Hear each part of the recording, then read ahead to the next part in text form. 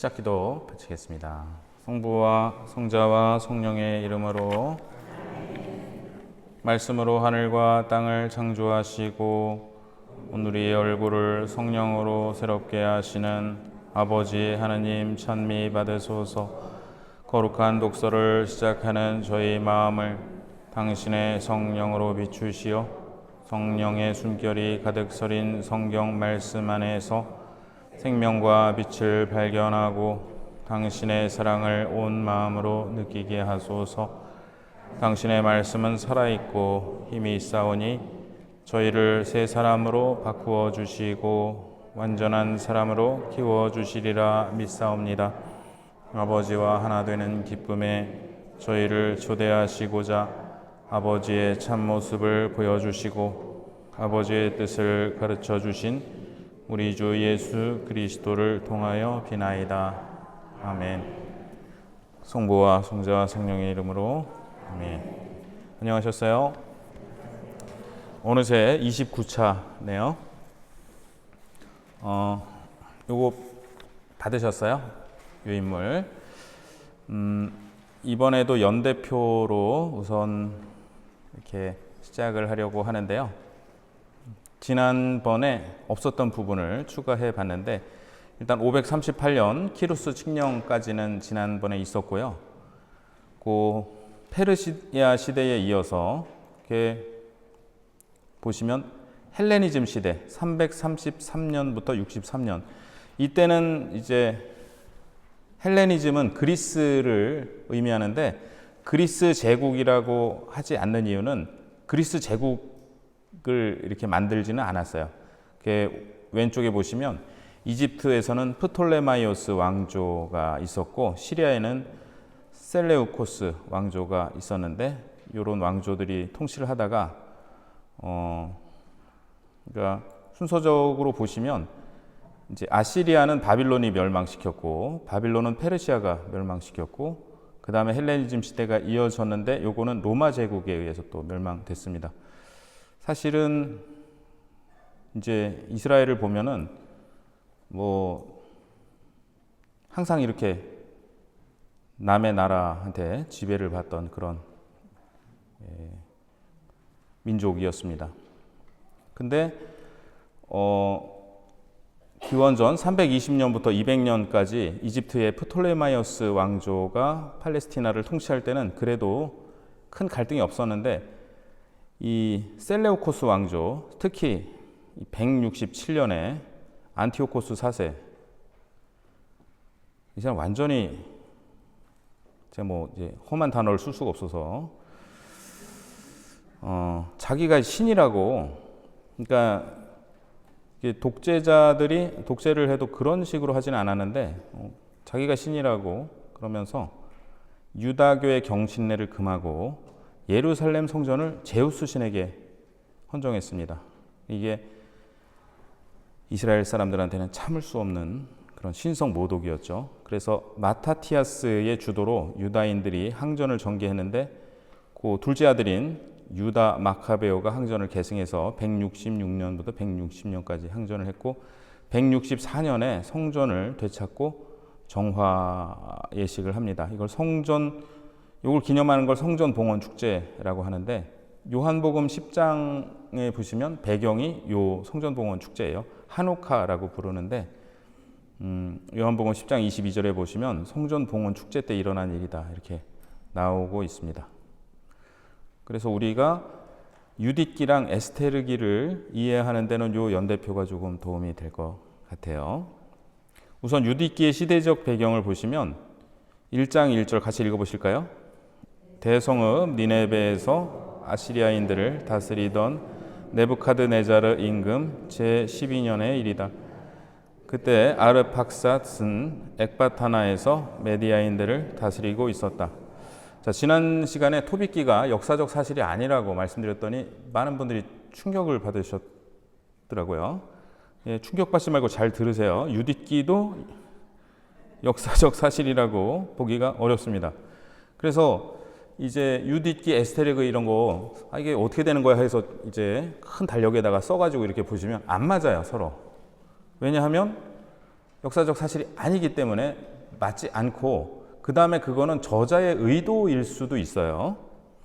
뭐냐 하면은 니네베에서 제 옛날에 요나서 그때 강론 때 그랬는데 니네베가 무너진다 해서 이 사람들이 배가 많이 나왔던 모양이라고 그랬었는데 니네베에서 그 아시리아의 수도가 니네베였고 이제 요나 예언자가 니네베로 가서 이제 회개를 선포하잖아요. 안 갈래다가 가는데 근데 아시리아인들을 다스리던 네부카드네자르 이거는 말이 안 되는 거예요. 왜냐하면은 오른쪽에 보시면 바빌론 제국의 왕이 네부카드네자르예요. 그래서 아시리아의 왕이 아니고 네부카드네자르의 아버지가 아시리아를 멸망시켰습니다. 그러니까 예를 들면은 도요토미 히데요시가 명나라를 다스릴 때의 일이다. 우리가 이걸 읽으면 아 이거 그냥 역사적 사실이 아니구나 하고 금방 알겠죠. 그러니까 이스라엘 사람들도 금방 아는 거예요. 네부카드네자르를 이름을 잊어먹을 수가 없는데 이 사람이 아시리아를 다스렸다니까 이게 뭔가 아 이거는 우리한테 교훈적인 얘기구나 라고 알아들은 거예요. 저자가 그걸 잘 몰라서 이렇게 쓴 것이 아닌 것으로 알고 있습니다. 더군다나 아르팍삿이라는 사람이 나오는데 가상의 인물이에요. 실존하지 않는.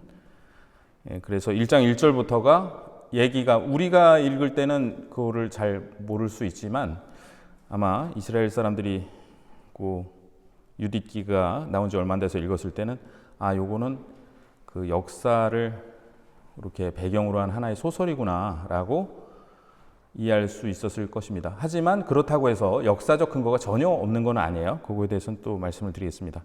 그리고 2장 1절에 보시면 같이 읽어보실까요? 제18년 첫째 달 20이튿날 아시리아인들의 임금 네부카드네자르의 왕궁에서는 그가 전에 말한 대로 그 온 지방에 보복하자는 이야기가 있었다. 여기서도 마찬가지로 이제 네부카드네자르는 아시리아 임금이 아닌데 그 제18년이면 기원전 587년이에요. 왜 하필 이 연도를 썼을까? 그게 의도적인 거죠. 네부카드네자르가 예루살렘 성전을 파괴하고 제 그 유배를 그 전부터도 유배는 있었지만 어쨌든 치욕스러운 해였습니다. 그러니까 그거를 배경으로 쓴 거고 그리고 이제 네부카드네자르는 606년에서 562년까지 바벨론을 다스린 왕이기 때문에 시기적으로도 안 맞고요. 그 다음에 여기 이제 홀로페르네스 그러니까 자꾸 나오는데 이 이름은 또 페르시아의 이름이에요. 그러니까 여러 가지가 그러니까 어떤 이제 계속 그러니까 아시리아, 바빌론, 페르시아 그러니까 이렇게 이스라엘을 다스렸던 통치했던 그런 외세들이 이렇게 연결이 되고 사실하지만 이 배경이 된 건 헬레니즘 시대 아마도 안티오코스 4세 그 시기를 겪은 다음에 쓴 걸로 보고 있습니다. 그래서 이런 것들은 유디기가 역사적 사실을 전하는 것이 아니라는 것을 말하는 문학적 장치입니다. 유디기의 저술 시기를 보겠습니다. 3장 8절 같이 읽어보실까요? 그리하여 모든 민족들이 네부카드네자르만 섬기고 말이 다른 종족들과 부족들이 모두 그를 신으로 받들어 부르게 하려는 것이었다. 네부카드네자르가 아주 나쁜 사람이긴 하지만 자기 신이라고 부르지는 않았어요. 왜냐하면 바빌론은 달신을 섬겼다 그랬죠. 천체를 숭배하고. 그래서 요거는 바빌론 때 있었던 일도 아니고 페르시아 때는 더더욱 아닙니다. 그때 유화 정책을 썼고 그래서 이렇게 한 사람은 안티오코스 4세예요. 그 다음 8장 21절과 9장 8절에 보시면 성소를 유린하고 모독하는데 역시 안티오코스 4세가 했던 일이고 4살짜리가 많은 일을 했네요. 4장 3절 같이 읽어보실까요? 그들이 최근에야 유배에서 돌아오고 또 얼마 전에야 유다의 모든 백성이 한데 모여 더럽혀졌던 기물과 제단과 하느님의 집을 축성하였기 때문이다. 요거는 옆에 그 연대표 보시면 기원전 164년에 성전을 되찾고 정화했다 그랬는데 요거를 일컫는 이야기인 것 같습니다. 그러니까 요거 이전에는 이런 일이 있지는 않았거든요. 그래서 아마 유디기는 기원전 164년 이후에 쓰여졌을 것이다 라고 추측을 하고 있습니다. 그래서 유디기는 정확한 역사 기록이라고 말할 수는 없지만 이야기 전체가 허구라고 단정 짓기도 어렵습니다. 유다교 문헌 미드라시에는 유딧 이야기와 비슷한 설화가 10여 차례 나타나는데 이런 것들은 기원전 164년에 성전을 다시 봉헌한 하누카 축제와 연관되어 있습니다. 따라서 이렇게 추측을 해볼 수 있는데요. 페르시아 시대의 어떤 인물에 대한 전승이 변모를 겪은 다음 마카베오 시대에 완성된 것이라 추측할 수 있습니다. 마카베오는 요 항전하고 성전을 봉헌한 이렇게 정화한 인물이죠. 그 다음에 이 1장 1절에 아시리아가 나오는데 시리아와 발음 아이폰 누구 대답하는 거 아니에요? 시리아 자꾸 부르면 잘 꺼놓으셨나 봐요. 아시리아가 시리아와 발음이 유사하기 때문에 등장한 것일 수 있어요. 그러니까 시리아가 지금은 이스라엘 아마 지금의 시리아 지역이랑 비슷한 걸로 제가 알고 있는데 당시에 이 안티오코스 4세가 시리아에 있었기 때문에 아주 지긋지긋한 이름이었습니다. 이스라엘 사람들한테는. 그래서 아시리아가 등장한 것이 아닐까. 그 다음에 유딧이라는 이름은 유다의 여성형이에요. 그래서 유다 여성이라는 뜻입니다. 그래서 이 항전을 벌인 유다 마카베오를 의미할 수도 있고 유다 민족 전체를 의미할 수도 있어요. 이렇게 보면은 좀 유딧이 홀로페르네스의 목을 베고 이런 것이 조금 상징적으로 좀 다가올 수 있죠. 너무 잔인하지 않게. 뭐냐면은 이 우상 숭배를 강요하는 그런 세력에 대해서 유다 민족이 이렇게 일을 하느님의 어떤 권능으로 그런 일을 한 것이다라고 이해할 수도 있겠죠. 그래서 유딧이라는 이름이 그러니까 그런 생각이 드네요. 그러니까 뭐 누가 이렇게 도요토미 히데요시가 명나라를 다스릴 때 일이다. 그때 한국이라는 어떤 여성이 있었다. 그죠? 우리한테 그게 어떻게 다가오겠어요? 어떤 여성 이름이 한국이에요. 그렇게 좀 이해할 수가 있겠죠. 저자는 이스라엘의 역사에서 일어난 여러 사건에서 영감을 얻습니다. 그래서 요 유디기에 보면 좀 익숙한 장면들이 많이 나오는데 타마르의 꾀, 창세기 38장, 에훗 판관이 모압 임금 에글론을 죽인 일, 야엘이 이스라엘을 괴롭히던 장수 시스라를 죽인 일, 다윗과 골리앗의 싸움, 아비가일이 다윗에게 호소한 일 등입니다. 그래서 사실일 가능성이 높은 사건으로 이루어진 밑그림을 기존의 성경에서 끌어온 자료들을 가지고 자유롭게 윤색한 것이라 할 수 있습니다. 그래서 유딧기의 주제는 굉장히 여러 가지라고 얘기하는데 그 중에 하나는 누가 하느님인가라는 신학을 의미할 수 있다. 이거는 이제 헬무트 엥겔이라는 사람의 얘기인데요. 한번 보시겠습니다. 네부카드네자르는 역사적으로 보지는 않았지만 이 유디기에서 자신이 신이라도 된 듯 행동합니다. 그는 하느님의 말투를 흉내내요. 이건 그냥 저 혼자 읽을게요. 너무 불경스러운 말이라. 나는 한 번 말한 것은 내 손으로 이루고야 만다. 이건 성경에 하느님께서 하신 말씀인데 네부카드네자르가 하고 있어요. 그리고 이제 모든 민족들이 네부카드네자르만 섬기고 말이 다른 종족들과 부족들이 모두 그를 신으로 받들어 부르게 하려는 것이었다. 이런 구절이 있고 또 홀로페르네스는 네부카드네자르 말고 신이 또 어디 있단 말이냐. 이거는 구약 성경에서 다 하느님한테 썼던 표현들이에요. 이거를 네부카드네자르에게 전개를 하고 있습니다. 자, 그래서 누가 과연 하느님인가? 이런 권력자가 하느님인가? 아니면 야훼께서 하느님이신가? 이런 물음을 던지고 있는데 첫 번째, 하느님은 누구이시며 어찌 행동하시는가?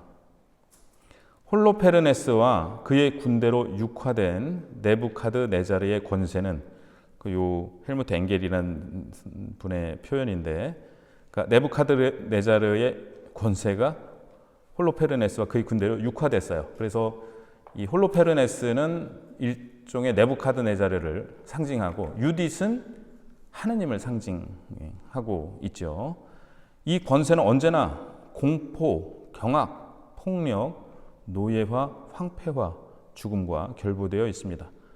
모든 저항을 꺾어버린 아무도 벗어날 수 없는 이 권세의 보유자를 홀로페르네스는 신이라 부릅니다.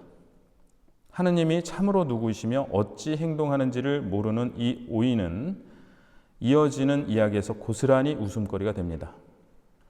유딧은 기도와 노래와 행동에서 전혀 다른 하느님상을 증언합니다. 이거 같이 읽어보실까요? 당신의 능력은 수에 달려있지 않고 당신의 위력은 힘센 자들에게 달려있지 않습니다. 당신은 오히려 미천한 이들의 하나님, 비천한 이들의 구조자, 약한 이들의 보호자, 버림받은 이들의 옹호자, 희망 없는 이들의 구원자이십니다. 네, 요 9장 11절의 말씀을 글자체를 다르게 했어야 되는데 그러지 못했네요. 이게 거의 뭐 유디기의 주제에 해당한다고 볼 수 있겠죠. 이런 신앙 고백의 관점에서 후반부가 구상되어 있습니다. 하느님은 싸우시지 않으시며 이스라엘 자손들에게 뛰어난 군인이 되거나 훌륭한 무장을 갖추라고 하지도 않으십니다. 그분의 도우심과 구원의 권능은 군사적 범주들에 맞지 않으며 오히려 이것들을 무색하게 하십니다. 하느님은 한 여자의 손을 통해 구원하십니다.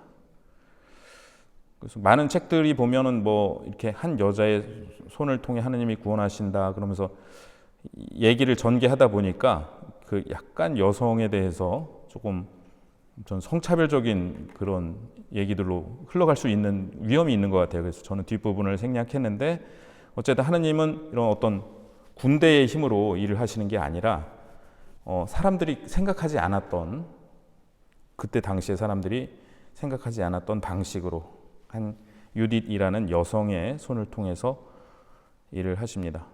그래서 판광기에 보시면은 옛날에 이제 전쟁을 할 때 물을 마시는데 뭐 입을 대고 그 무릎 꿇고 마시냐 아니면 직접 마시냐 해서 사람들 돌려보내고 그런 거를 보면은 어떤 군사적 힘에 의해서 승리한 게 아니라 하느님의 권능에 의해서 승리했다. 그거를 보여주기 위해 그렇게 하셨다고 했는데 유딧기도 그 주제가 아주 잘 드러나고 있습니다. 두 번째로 하느님 앞에서 올바른 행동과 그릇된 행동인데요. 올바른 행동은 무엇인가? 하느님을 신뢰하며 스스로 책임지고 먼저 나서는 것이다. 자, 유딧은 하느님을 깊이 신뢰했지만 그렇다고 해서 손 놓고 기적만 기다리지 않고 스스로 모든 지혜와 용기를 동원해 행동했습니다. 하느님께 모든 영광을 돌림. 유딧은 홀로페르네스를 물리치는 구원의 행동을 할 때마다 기도를 드리고 다른 사람을 동반하며 승리 후에는 찬양과 감사를 통해 구원의 최종적인 성취는 오직 하느님 덕분이라고 고백합니다. 스스로 책임지고 행동함.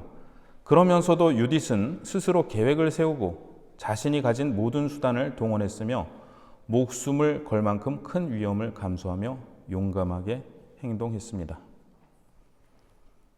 기적이 아닌 경유하는 삶의 실천. 유딧기에서 하느님이 갑자기 하늘에서 나타나 적군을 무찌르는 기적은 일어나지 않습니다. 대신 유딧기는 유딧이라는 인물을 통해 하느님을 경외하며 산다는 것이 무엇인지를 보여줍니다. 그것은 하느님을 무한히 신뢰하면서도 스스로 책임을 지고 지혜롭게 생각하고 용감하게 행동하는 삶을 말합니다. 완전 봉헌의 의미. 유딧이 적에게서 얻은 노획물 전부를 성전에 바친 것은 자신의 영웅적인 헌신이 구원의 원인이 아니라 모든 공로와 구원은 오직 하느님께 있다는 굳은 믿음을 표현한 것입니다. 이 제목을 다시 한번 읽어보실게요. 올바른 행동은 뭐냐? 하느님을 신뢰하며 스스로 책임지고 먼저 나선다. 이것은 우리가 하느님 신뢰하면 하느님 알아서 해주시겠지, 우리는 손 놓고 있어도 되겠지 라고 착각할 수 있는데 그게 아니라 하느님 신뢰하면서 스스로 책임지고 먼저 나선다. 프란시스코 교황님이 복음의 기쁨에서 강조하셨던 거랑 굉장히 비슷한 것 같아요. 예, 문을 열고 밖으로 나가라 라는 말씀, 지금 당장 시작하라. 그리고 절망하지 않고 희망하면서, 하느님을 신뢰하고 희망하면서 나가라 라는 그런 말씀이죠. 자, 이제 그릇된 행동을 보겠습니다. 그릇된 행동은 뭐냐? 하느님을 시험하는 것입니다.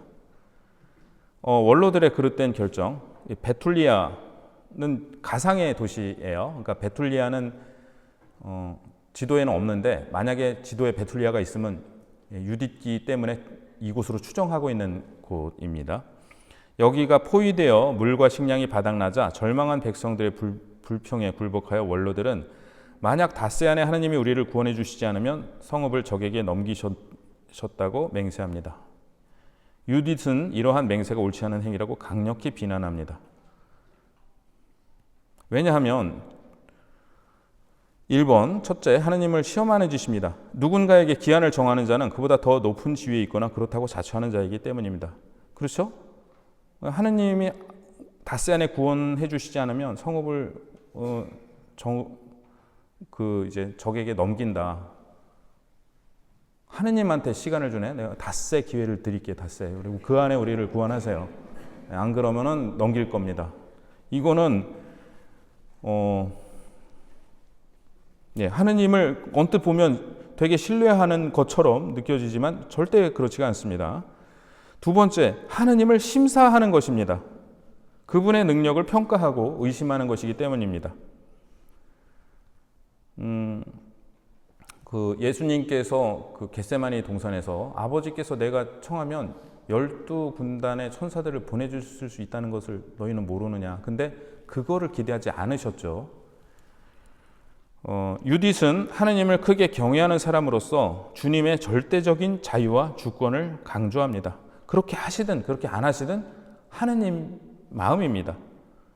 같이 읽어보실까요? 그러나 우리는 그분 말고는 다른 신을 알지 못합니다.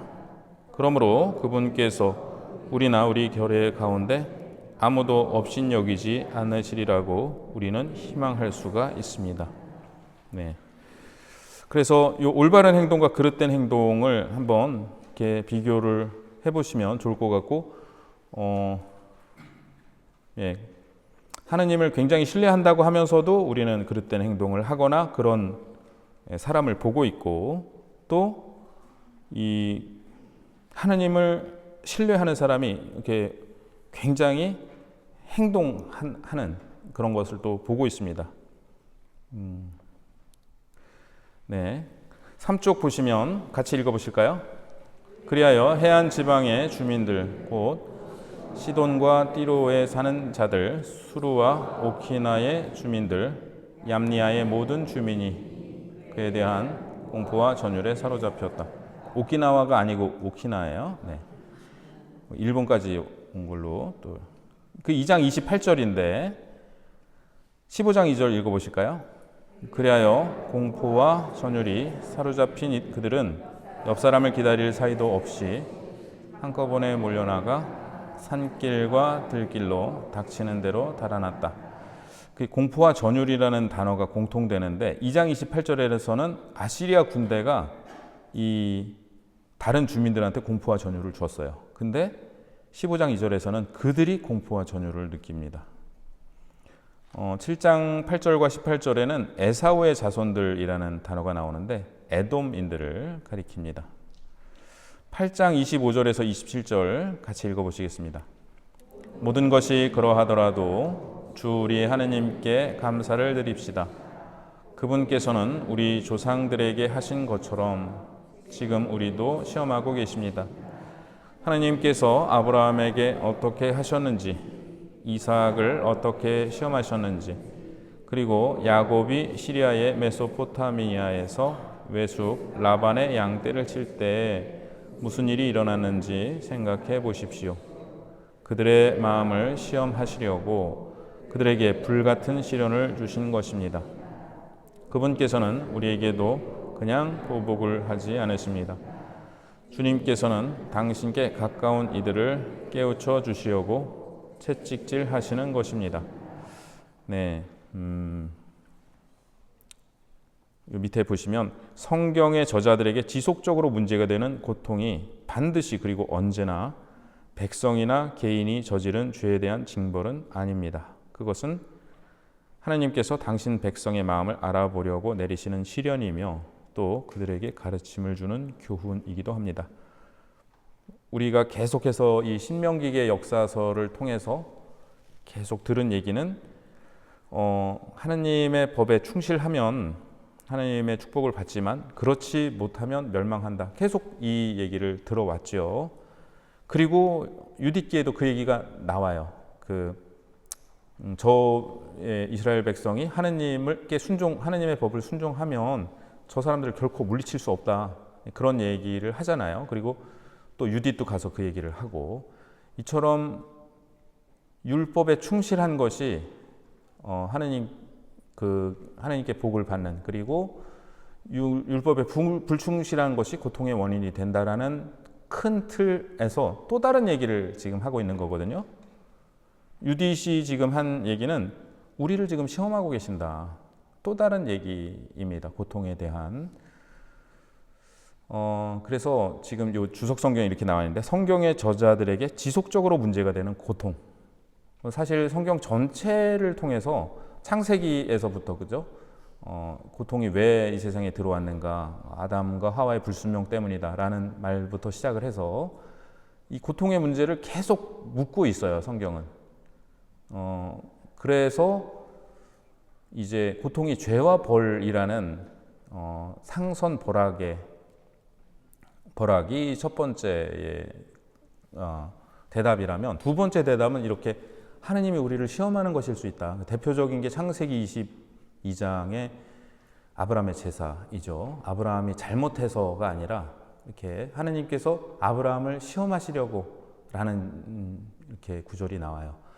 그런데 이게 다는 아닙니다. 또 그래서 또 세 번째로 등장하는 게 우리를 성숙시키기 위해서 고통이 주어진다라는 얘기가 있고, 그건 아직 나중에 이제 욥기에서 또 나오겠고, 구약에서 마지막으로 등장하는 거는 다른 사람을 대신해서 고통받는다라는, 특히 이제 이사야서의 그 야훼의 종의 노래 이렇게 보면은 종이 다른 이들을, 하느님의 종이 다른 이들을 위해 대신 고통을 받는데 이것이 이제 예수님을 상징한다고 보고 있죠. 이것이 근데 전체적인 해답 전부는 아닙니다. 항상 고통은 우리에게 고통의 해답이 이것이다라고 정의 내릴 수 없는 신비의 영역인데, 예수님께서는 십자가를 통해서 이 고통의 의미가 무엇인지를 해석해 주신 것이 아니라 우리와 함께 고통을 짊어지기 위해 오셨습니다. 어쨌든 지금 여기에서는 우리가 내가 하나님께 잘못한 게 없는데 내가 고통을 받았다 그랬을 때 하나님이 지금 나를 시험하시나 보다, 또 이렇게 도식적으로 생각하지는 않도록 주의하시는 게 좋을 것 같아요. 근데 여기서는 유디시 얘기하는 거는 우리가 설령 죄가 없다 하더라도 또 다른 고통의 원인이 있을 수 있다라고 지금 얘기를 하는 거고, 그리고 구약에서 유다인들의 믿음이라는 거는 모든 게 하느님의 그 전능하신 하느님의 그 어떤 개입 안에서 이루어지는 거라고 받아들였기 때문에 그렇게 조금 이렇게 이해를 하고 있습니다. 13장 18절 같이 읽어보실까요? 우지야가 유딧에게 말하였다. 딸이여, 그대는 이 세상 모든 여인 가운데서 지극히 높으신 하느님께 가장 큰 복을 받은 이요. 비슷한 말씀이 판관기 5장에 나오는데요. 드보라는 이렇게 노래하였다. 카인족 헤베르의 아내 야엘은 여자들 가운데 가장 복되어라. 천막에 사는 여자들 가운데 가장 복되어라. 네, 근데 비슷한 말씀이 신약 성경에 나와요. 같이 읽어보실까요? 엘리사벳은 큰 소리로 외쳤다. 당신은 여인들 가운데서 가장 복되시며 당신 태중의 아기도 복되십니다. 자, 이 판관기의 야엘 그리고 유딧은 주님의 백성을 괴롭히던 적장들을 죽인 여성들입니다. 그런데 성모님은 시초부터 인류를 괴롭혀오던 불순명이라는 적장을 물리치신 분이십니다. 그렇게 엘리사벳은 성모님께 여인 중에 가장 복되시며 라고 노래합니다. 그러니까 엘리사벳 성모님께 여인 중에 가장 복되시다 그러면 남자 중에 더 복된 남자들이 많아요, 이런 뜻이 아니에요. 이 구약 성경에 나오는 이 표현을 빌어서 성모님 어떤 분이신가, 그냥 굉장히 하나님께 순종하셨지만 사실은 여전사이시잖아요, 그죠? 야엘과 유디. 그래서 성모님은 두 여인처럼 당신의 안전이 아니라 하느님의 도구가 되는 길을 용감하게 택하셨기 때문에 이렇게 성모님을 부르고 있습니다. 네, 이번에는 에스테르기를 볼게요. 유딧기는 그리스어로 되어 있고 히브리어로 되어 있는 유딧기는 오히려 라틴어를 다시 히브리어로 번역한 성경입니다. 그래서 개신교에서는 유딧기를 정경으로 인정하지 않고 외경이라고 부르는데, 개신교에서는 유다인들의 그 정해놓은 거를 따라서 그 히브리어로 되어 있지 않은 성경은 인정을 하지 않습니다. 굉장히 엄격하게 그랬는데, 예수님 시대에는 이미 많은 성경이 그리스어로 번역이 돼 있었고, 그 다음에 제2경전, 우리는 제2경전이라 부르고 개신교는 외경이라고 부르는데, 이 성경들을 성경이 인용을 하기도 하고 교부들이 인용을 하기도 해요. 그래서 우리 가톨릭은 그런 것들을 더 성경으로 더 받아들인 게 7권이 더 있는 건데, 조금 이제 아이러니한 거는 그렇게 딱 정했는데 나중에 이 그리스어로 된 성경에 히브리어 원본이 발견된 경우도 있어요. 그런데 이 유딧기는 어쨌든 그 히브리어 원본이 발견이 안 되었고 제2경전으로 분류가 되는데, 에스테르기는 조금 다른 게 이렇게 그리스어 성경이 있고 히브리어 성경이 있어요. 두 개가 따로 있고, 히브리어 성경으로 되어 있는 게 더 짧아요. 보시면 167개의 절로 되어 있습니다. 1절, 2절, 3절 해서. 그런데 그리스어로 된 거는 100개의 절이 더 추가되어 있어요. 히브리어 본문의 특징을 보면 하느님이 전혀 언급되지 않습니다, 히브리어 본문에는. 그래서 그런데 유다교, 개신교는 이 부분만 경전으로 받아들여요. 그리고 그리스어 첨가문의 특징은 모르도카이와 에스테르의 긴 기도문이 첨가되고 하느님도 자주 언급되고요. 모르도카이의 꿈과 그 해석도, 에스테르기 첫 번에 나오는 꿈, 마지막에 나온 그 해석도 그리스어 본문에만 있습니다. 가톨릭은 그리스어 본문을 경전으로 받아들입니다. 그래서 루터 같은 경우에는 에스테르기를 막 성경이 아니라고까지 얘기를 했었다고 해요. 하느님이 나오질 않으니까. 그리고 어떤 성경에 어떤 해석을 보면 프림절이라는 그런 그 축제를 설명하기 위한 것이다. 하느님이랑 아무 상관이 없다. 이런 해석도 있어요. 그런데 사실은 하느님이 나오지 않기 때문에 우리한테 시사하는 바가 더 크다라는 해석이 있어서 좀 이따 말씀을 드리겠습니다. 어쨌든 에스테르기는 개신교 거랑 가톨릭이 이렇게 다른데, 가톨릭이 훨씬 더 길고 조금 그렇습니다. 저작 시기를 보시면 같이 읽어보실까요? 1장 1절. 크세르크세스 대왕 통치 제2년 니산달 초하루 날 모르도카이가 꿈을 꾸었다. 자, 이거는 이제 배경을 보면 페르시아의 크세르크세스 왕 때 일어난 일이라고 하는데 2장 6절이랑 모순이 돼요. 같이 읽어보실까요? 그는 예루살렘에서 끌려온 사람으로서 바빌론 임금 네부카드네자르가 잡아온 유다 임금 여콘냐와 함께 포로로 잡혀온 이들 가운데 하나였다. 야콘녀가 아니에요. 유다 임금 여콘냐, 거꾸로 여콘냐인데, 여콘냐는 여호야킨 임금을 말합니다.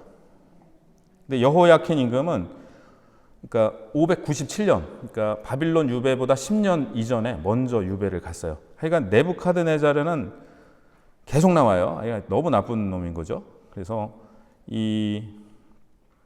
지금 모르도카이에 대한 얘기인데, 앞에는 크세르크세스 때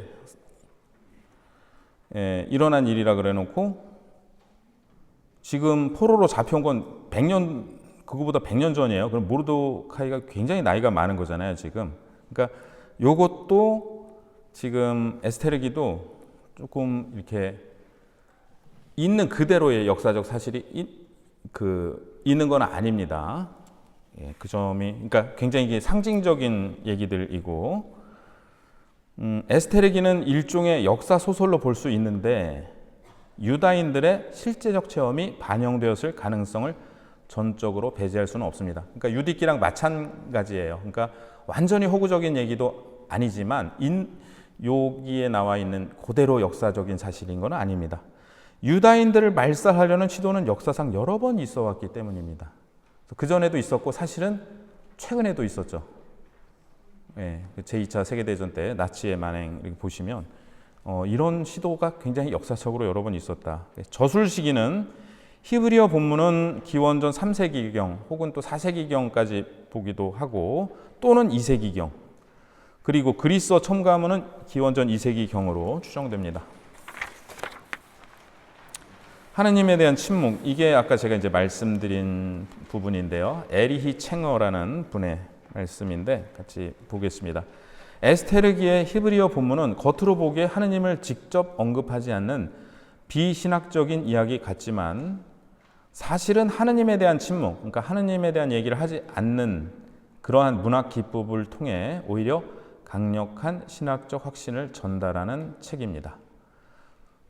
1번 침묵의 목적, 이거는 숨어 계신 하느님의 현존인데요.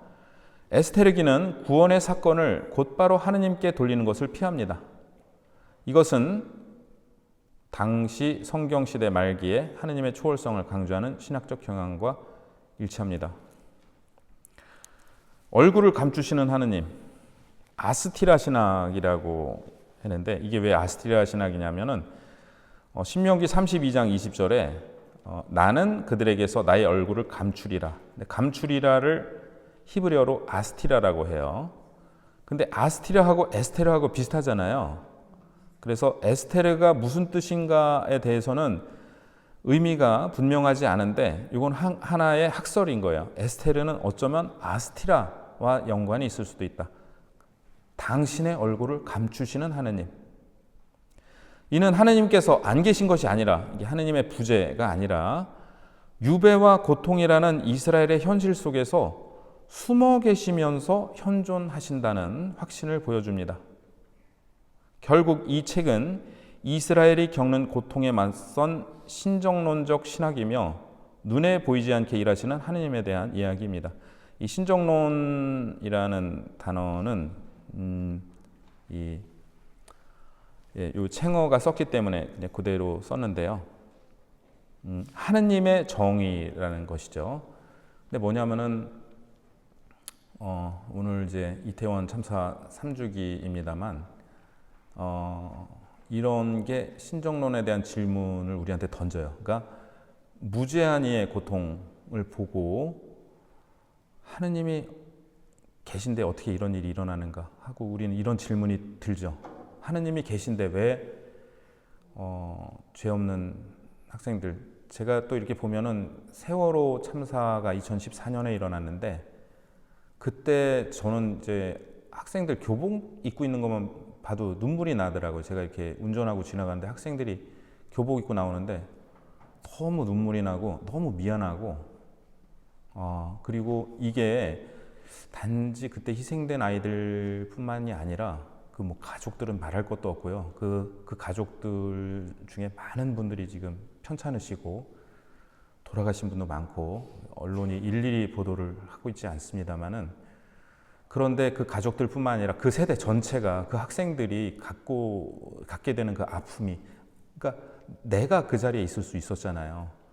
그래서 이것을 안고 살아간다는 게 얼마나 큰 일인가라는 생각이 들었는데 그 아이들이 자라서 청년이 됐는데 참사가 또 일어났어요. 제가 볼 때 또 그 세대, 바로 세월호 참사를 겪었던 그 세대가 또 참사를 겪고 이런 너무너무 이렇게 우리한테 큰 아픔인데 이제 우리가 세월호 때도 그런 질문을 던졌지만 하느님이 어디 계신가? 하느님이 계시면 어떻게 이런 일이 일어날 수 있는가? 이게 신정론의 질문입니다. 그리고 이게 아까 이제 성경의 저자들이 고통 문제에 대해서 계속 이렇게 관심을 갖고 있다고 말씀을 드렸는데, 요거는 이제 내년도에 욥기를 다루면서 다시 좀 말씀을 드리겠습니다만, 여기에서 이제 에스테르기가 얘기하고 있는 거는 하느님이 안 계신 게 아니라 하느님이 숨어 계신 하느님의 현존이다라는 이야기이고, 눈에 보이지 않게 일하시는 하느님에 대한 이야기입니다. 사실은 그런 우리가 고통 문제를 얘기하면서 해답은 하나밖에 없어요. 뭘까요? 부활입니다. 부활이 아니고는 해결되지가 않아요. 그 이외의 어떠한 해답도 우리한테는 부족합니다. 그런데 다 부활할 거야, 괜찮아, 이러면 안 되죠. 이게 폭력이죠. 그래서 이제 마르크스가 종교는 인민의 아편이다, 없애버려야 된다.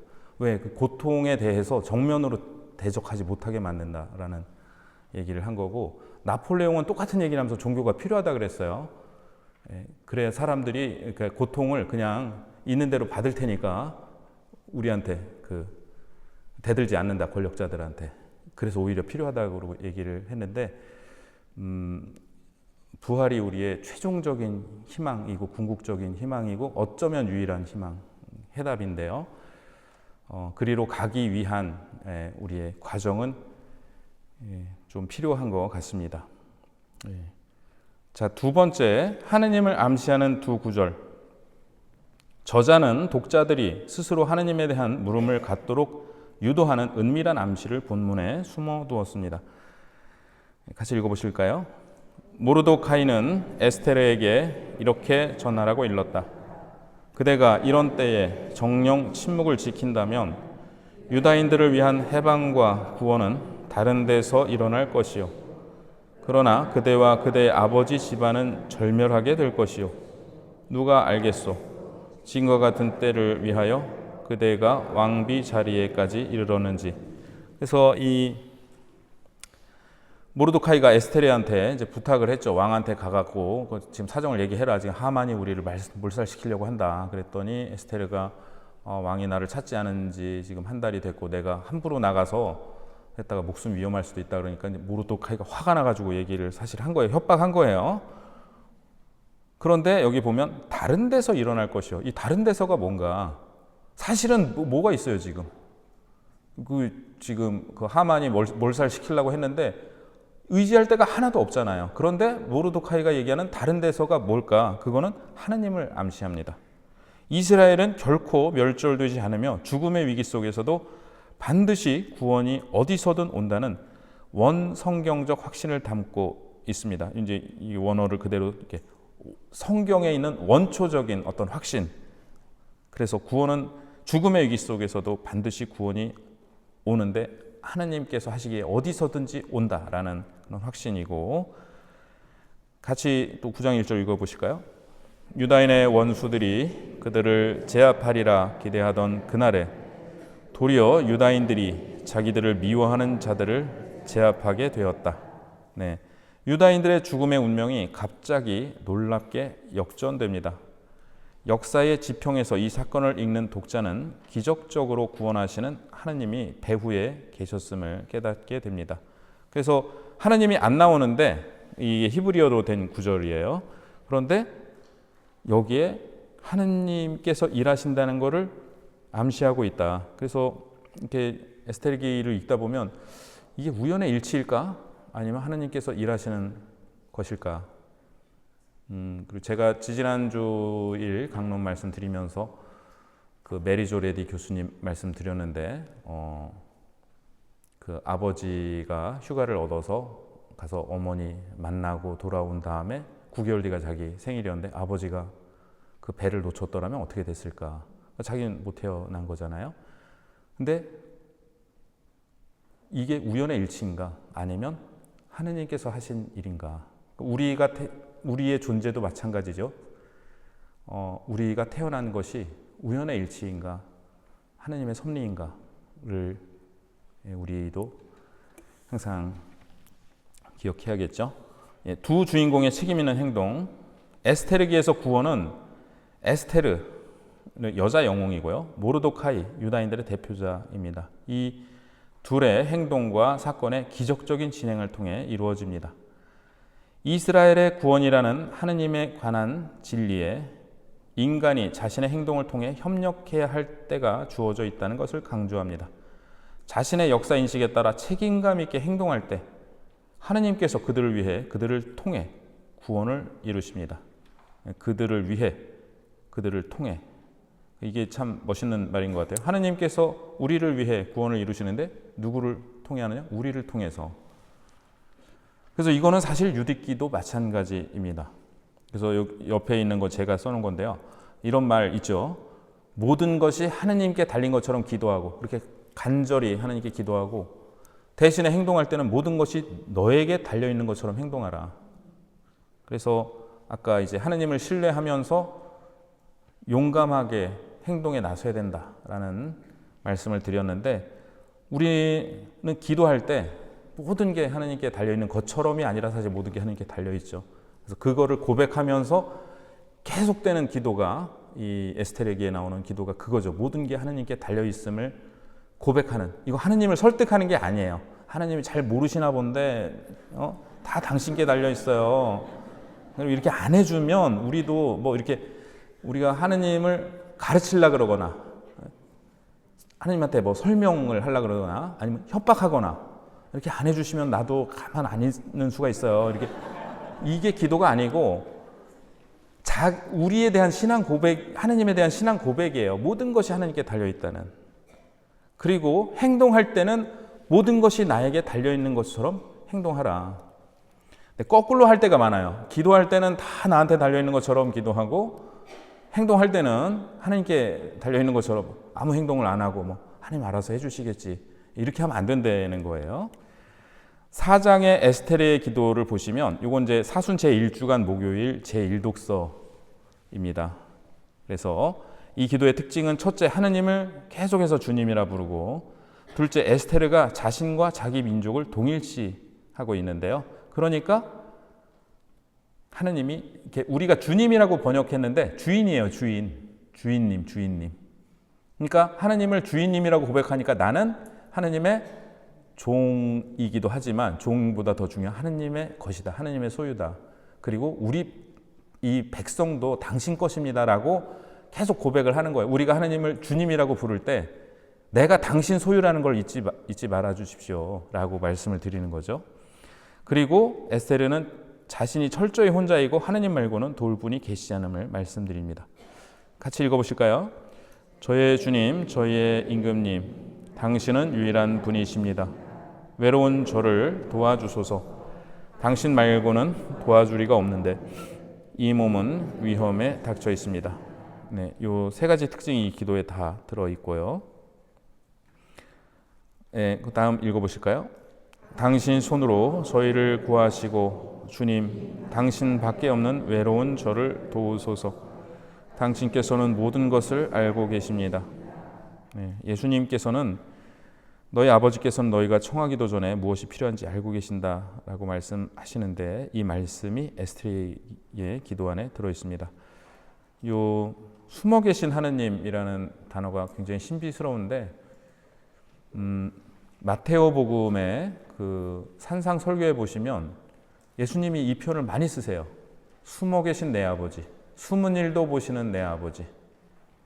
그 표현을 많이 쓰고 계신데, 오늘 우리가 한번 들은 것과 연관해서도 이해해 볼 수 있지 않을까.